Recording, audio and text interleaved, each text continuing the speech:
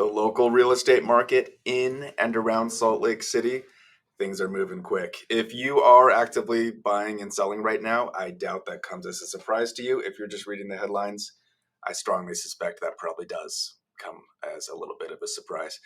It's been active out there. If you were to describe the market as the spring market came early this year, I think that might be a very accurate way to describe it, even though I would say that really we're seeing what we've seen this time of year every single year in the years of recent memory, like 2021, 22, 23, where that spring market does come a little bit early. That's a massive oversimplification, but that is kind of what we've seen.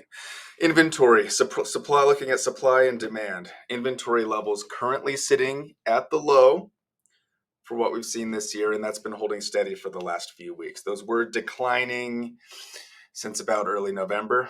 And we typically see those, we've seen in the last few years, those inventory levels decline from November through March, April, and then start coming up again until that same kind of timing the following early November, Halloween kind of timing. So it's possible that we will start seeing inventory levels come up just a little bit. And it's also possible they might hold steady or even decrease in the next little bit. We are still very, very early in the spring, so difficult to make a call on that. So on the supply side, we are seeing inventory that is definitely below average. I wouldn't describe it as anemic or super low.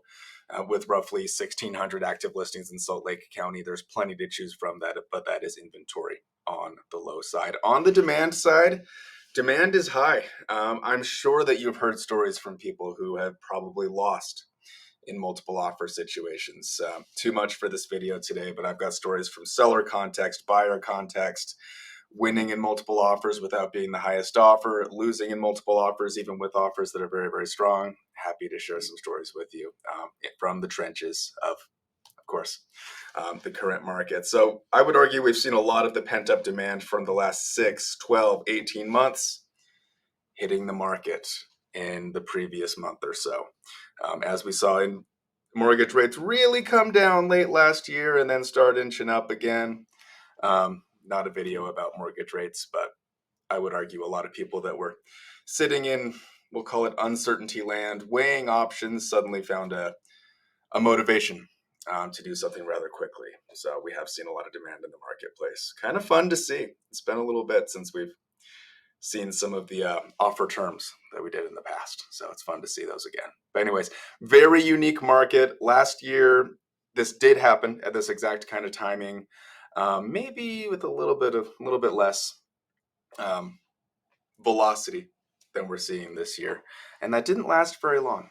Just a couple months. So we'll see what happens this year. But we did see the same thing in previous years as well. But anyways, if you're having any thoughts of moving at some point this year, if those thoughts are at all driven by market timing, I think it's very possible that it might benefit you to have a casual conversation about what is possible, what is not possible in the current market. Would love to do that for you.